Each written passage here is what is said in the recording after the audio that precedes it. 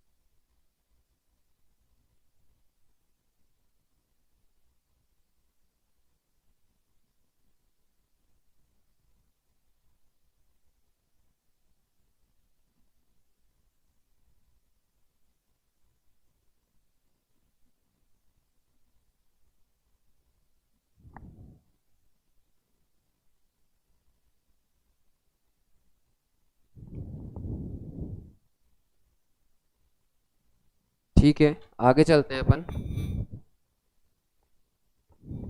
तो अब देखो अपने को 3 इक्वेशन मिल गई हैं, so we don't need this calculation. ठीक है, अब ये इक्वेशन देखो, सिलेंड्रिकल में लिखो 1/r r cap r into phi cap and z cap, and here we get del upon del r, del upon del phi and del upon del z. Okay, so next is hr. Okay, hr r h phi and h z, clear है? equals to iota epsilon omega e vector. Compare the components along r cap, phi cap, z cap. Clear है? देखिए भाई, r cap, so this is 1/r del hz upon delta phi minus z के respect में partial derivative, मतलब मैं r को बाहर लिख सकता हूँ, del h phi upon delta z किसके बराबर आ जाएगा? Iota epsilon omega E R के। Next equation number 4। नेक्स्ट 5 वाला देखो, -1 upon r into r, so this one and this one is cancelled, so here we get del hz upon delta r minus del hr upon del del z, and here we get iota epsilon omega er के बाद कौन आएगा? e phi। Equation number 5।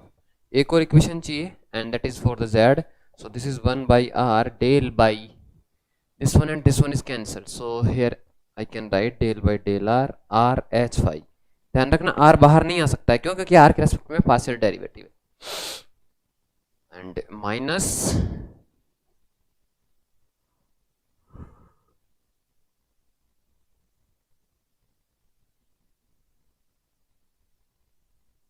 This is equation number 6। तो आपके पास 6 equations आ गई हैं, तो जल्दी से एक बार ये नोट कर लो, ठीक है? क्योंकि मैं ये हटा नहीं सकता हूँ, क्योंकि मुझे इसमें भी रिप्लेसमेंट करना है। तो आप देखो अपने को रिप्लेसमेंट क्या करना है, वैसे मैं बता देता हूँ आपको। अपने को रिप्लेसमेंट करना है, ये आपने कर लिया होगा, है ना?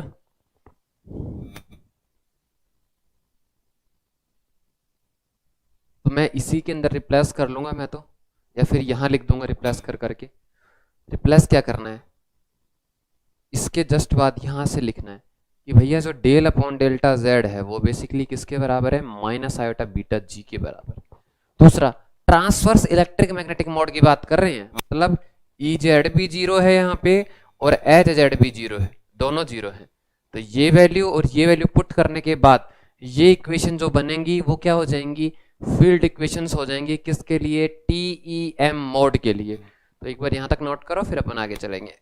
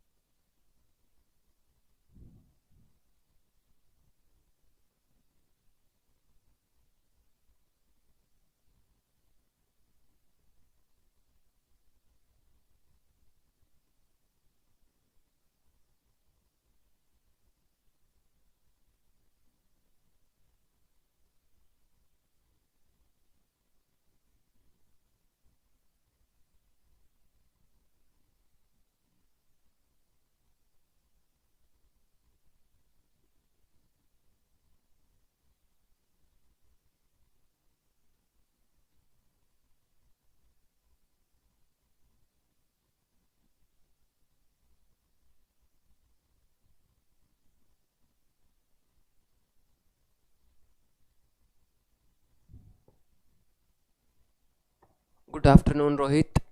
तो यहाँ तक आप लोगों ने नोट कर लिया होगा, ठीक है। अब मैं चल रहा हूँ आगे।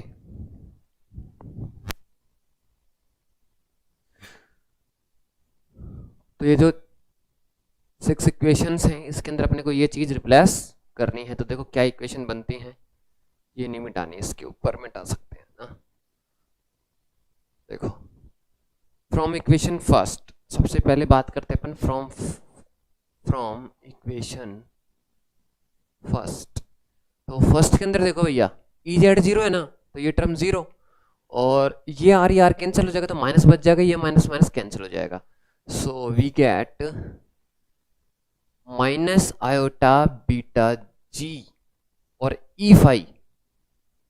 वो कैसे आया, ये टर्म जीरो, ठीक है, ये माइनस आया यहाँ पे, ठीक है, ये माइनस माइनस माइनस से हटा दिया, ये आर इस आर से कैंसिल हो गया, और डेल अपॉन डेल्टा जेड हो गया माइनस आयोटा बीटा जी और ई फाई। दूसरी साइड क्या बच गया, omega mu H R. So this is equation number 7। अब बात करते हैं फ्रॉम इक्वेशन 2 कि 2 से क्या रिजल्ट आया। तो 2 में देखो ई जेड जीरो, ये टर्म वैनिश कर गया, ये माइनस उस माइनस से कैंसिल हो जाएगा, डेल अपॉन डेल्टा जेड से जो माइनस आयोटा बीटा जी आएगा वो यहाँ पे प्लस हो जाएगा। So we get iota beta g E r equals to omega mu H phi. दोबारा बता देता हूं, आर से आर कैंसिल, ये टर्म जीरो क्योंकि ई जेड जीरो है, ये जो माइनस है इस माइनस से प्लस कर लो, या फिर इस माइनस को इस माइनस से कैंसिल कर दो, यहां से जो माइनस आयोटा बीटा आएगा वो इसको प्लस कर देगा। सो दिस इज इक्वेशन नंबर 8। देखोगे ध्यान से, देखोगे बस पोजीशन स्विच हुई है, ई फाई जो है वो ई आर बन गया और एच आर एच फाई बन गया, है ना, सिर्फ इतना सा हुआ है। फ्रॉम इक्वेशन 3, तो ये क्या निकालने के काम आएगा, इंपिडेंस निकालने के काम आएगा। तो फ्रॉम इक्वेशन 3 देखो, इस बार इनमें से कोई टर्म जीरो नहीं है, ये टर्म जीरो है, तो this one is will be zero, तो आर तो उधर जाके जीरो हो जाएगा, तो इक्वेशन आ जाएगी अपनी del upon del r, r E phi minus del E r upon del phi, and that is equals to zero. So this is equation number 9। Clear है, ठीक है। अब देखो यहाँ पे एच जेड, ये टर्म हो जाएगी जीरो, ठीक है, और ये आर से आर कैंसिल, यहाँ जो माइनस आएगा वो इस माइनस आयोटा बीटा जी से प्लस हो जाएगा। तो देखो क्या आ जाएगी इक्वेशन,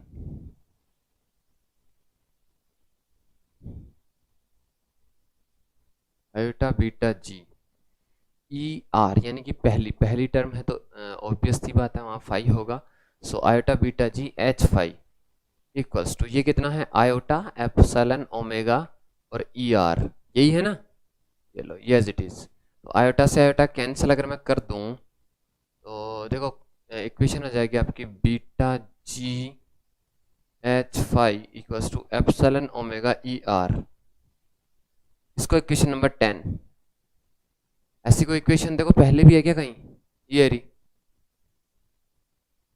जस्ट पोजीशन स्विच हो गई, यानी कि एच फाई यहाँ आ गया, ये यहाँ चला गया ना, बस इतना सा फर्क है। तो आपकी इक्वेशन कौन सी सॉल्व हो गई, यहाँ पे जो थी इक्वेशन नंबर 4 सॉल्व हो गई है। तो ये कहाँ से आया, from number 4, from equation number 4।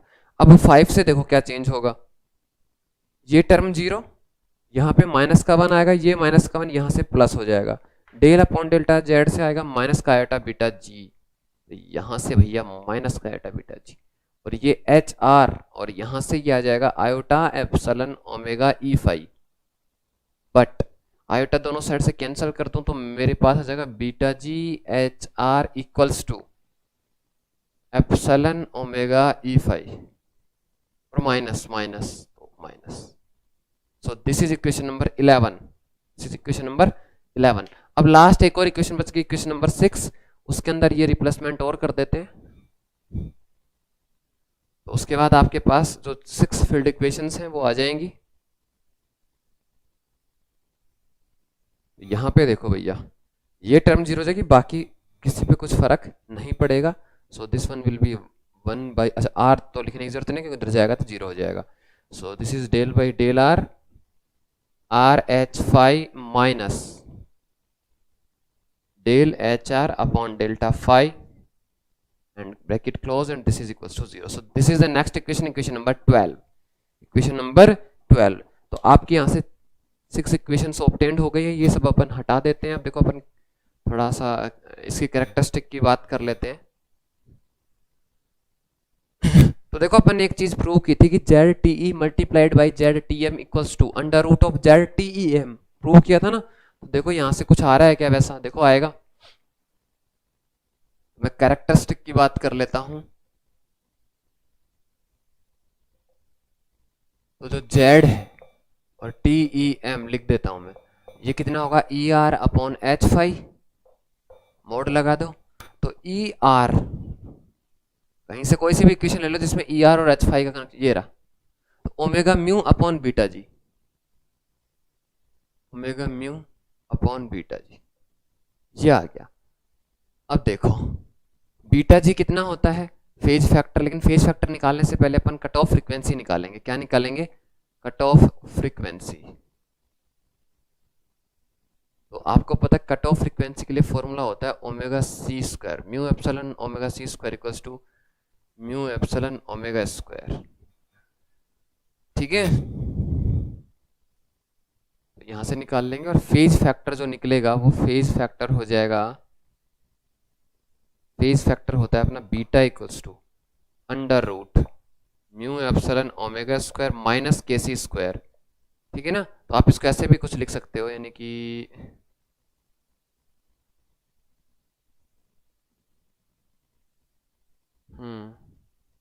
मतलब यहां से इस तरीके से भी लिखा जा सकता है mu epsilon omega c square equals to k c square, है ना. तो एक बार यहां तक नोट कर लीजिए and then we will proceed ahead.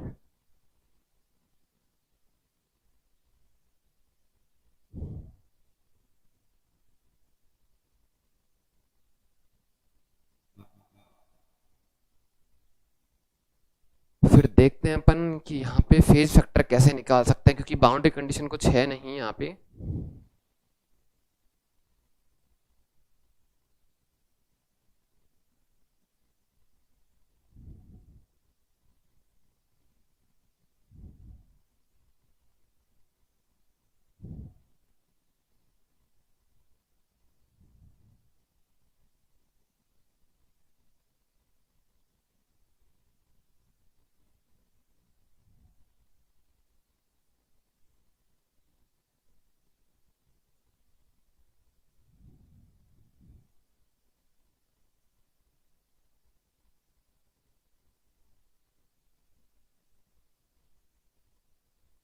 और ये आप लोग लेट ज्वाइन क्यों करते हो भाई?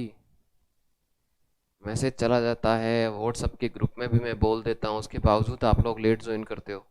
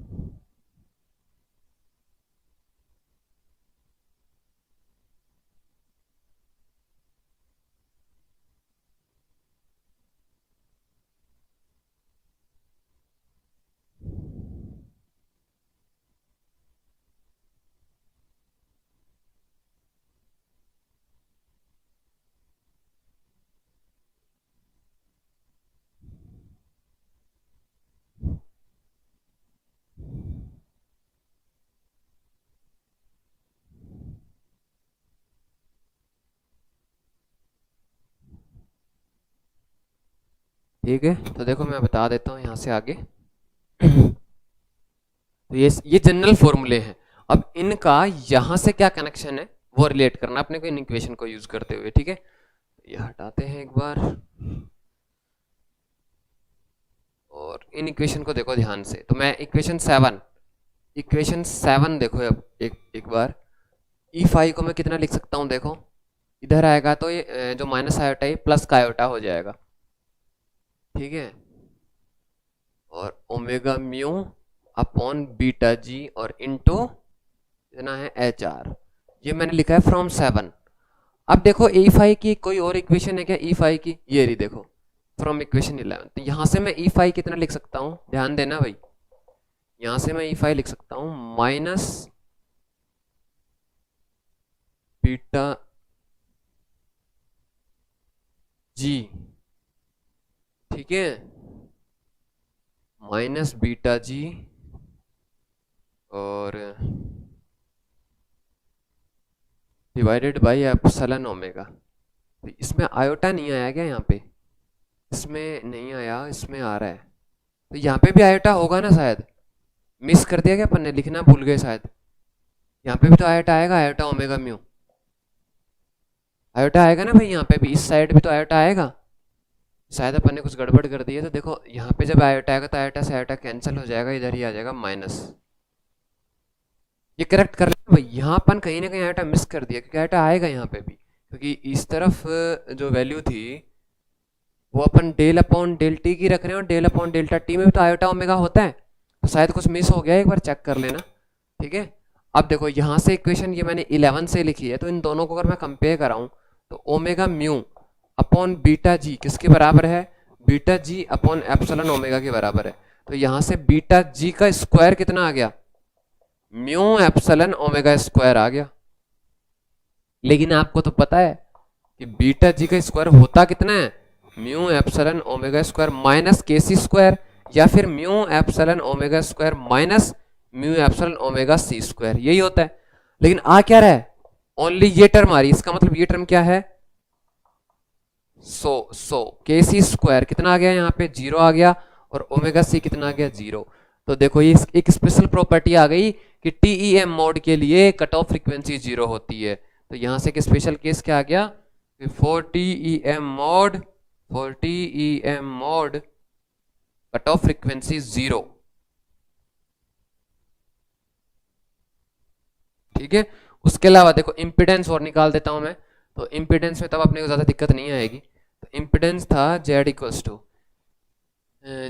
टू आप E r upon H phi कर सकते हो, तो यानी कि omega mu upon beta g, omega mu upon beta g. तो बीटा जी की वैल्यू यहां से लिख सकता हूं मैं कितना, under root mu epsilon omega. देखो ओमेगा से ओमेगा कैंसिल, तो ये वैल्यू कितनी आ गई, under root mu upon epsilon आ गया, और ये कितना होता है, नीटा होता है, कितना होता है, नीटा।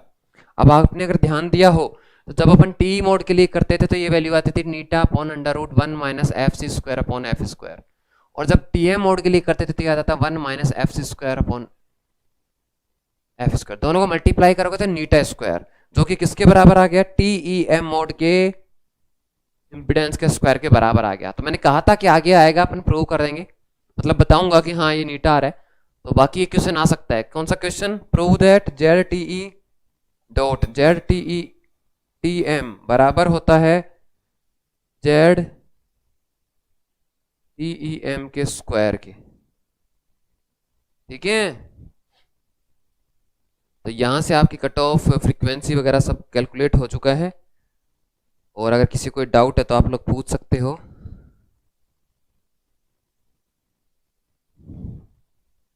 चलो कोई इश्यू नहीं है, लेट ज्वाइन किया है तो भी कोई बात नहीं है,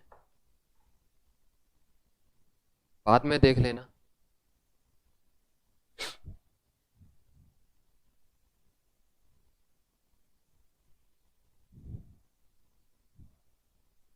कल से अपन फील्ड डिस्ट्रीब्यूशन स्टार्ट कर देंगे, तो यहां तक ये मान लो राजस्थान यूनिवर्सिटी में लगभग एक क्वेश्चन आ जाता है इतने मैटर में से, है ना। अगर किसी को डाउट हो तो एक बार पढ़ लेना, और इतना अगर पढ़ोगे तो ही आगे अब चीजें समझ में आएंगी, क्योंकि आगे मैं क्या करूंगा, अब डायरेक्ट इक्वेशंस लिखा करूंगा, ठीक है ना। तो कल अपन फील्ड डिस्ट्रीब्यूशन पढ़ेंगे, लेकिन इससे पहले भी अपन फेज वेलोसिटी और बताएंगे वेवगाइड की, और उसके बाद अपन अटेन्यूएशन पे आ जाएंगे। तो ये मान लो जैसे ही अटेन्यूएशन खत्म होता है उसके बाद आपकी एक यूनिट खत्म हो जाएगी, तो यानी कि 3-4 दिन बाद एक यूनिट खत्म हो जाएगी।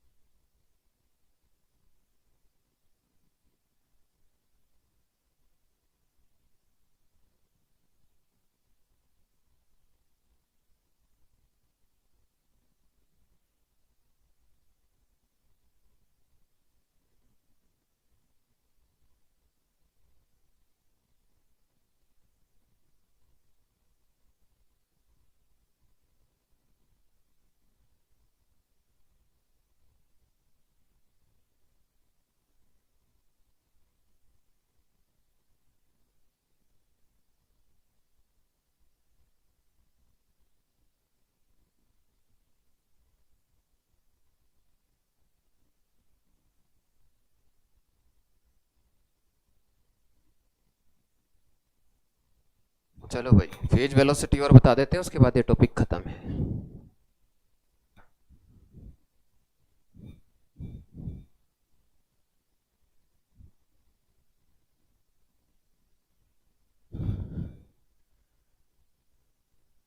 Phase velocity of wave in waveguide, in waveguide है ना, इन वेवगाइड।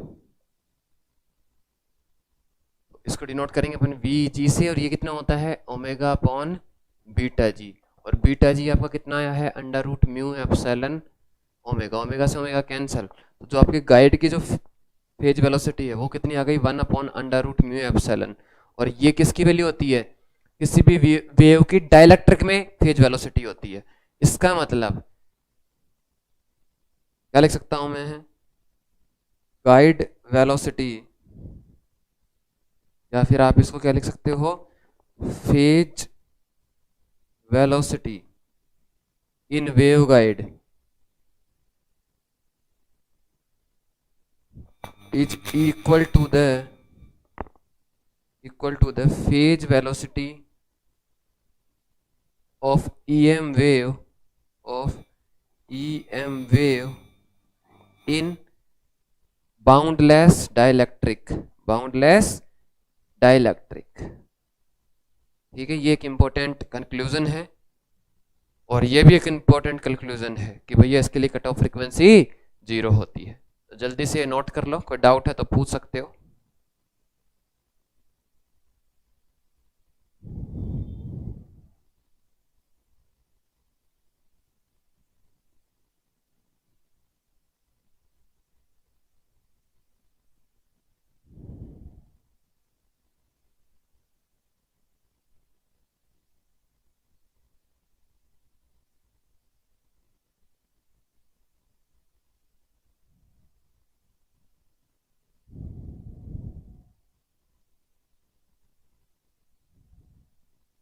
ठीक है, हो गया तो फिर आगे कल करेंगे अपन, है ना। कल फील्ड डिस्ट्रीब्यूशन स्टार्ट करेंगे, तो यहाँ तक जितना भी ये पढ़ लेना, ध्यान रखना। कल से अपन फील्ड इक्वेशन डायरेक्ट लिखेंगे जितनी भी अपन ने डिराइव की हैं, और उसके हिसाब से फील्ड डिस्ट्रीब्यूशन पढ़ेंगे, और उसके बाद अटेन्युएशन पढ़ेंगे। और एक बार अटेन्युएशन खत्म हो गया उसका मतलब है कि वेवगाइड का टॉपिक खत्म हो गया है। उसके बाद अपन रेजोनेटर पे चले जाएंगे। किस पे चले जाएंगे, रेजोनेटर। रेजोनेटर में क्या है कि इसके जो एंड टर्मिनल्स हैं उनको भी अपन क्लोज कर देंगे।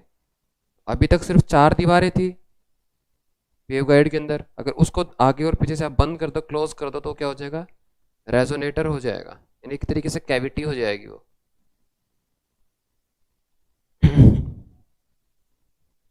तो कल मिलते हैं फिर, तब तक के लिए जय हिंद। इसे कुछ पूछना है तो पूछ सकते हो, वरना मैं क्लास बंद कर रहा हूँ।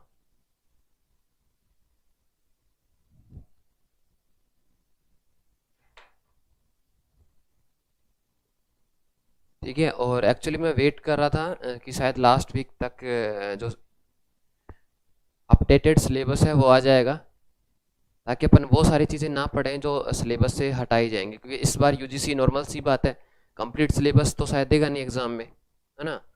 तो देखते हैं क्या क्या हटाता है, तो उसका वेट कर रहे हैं।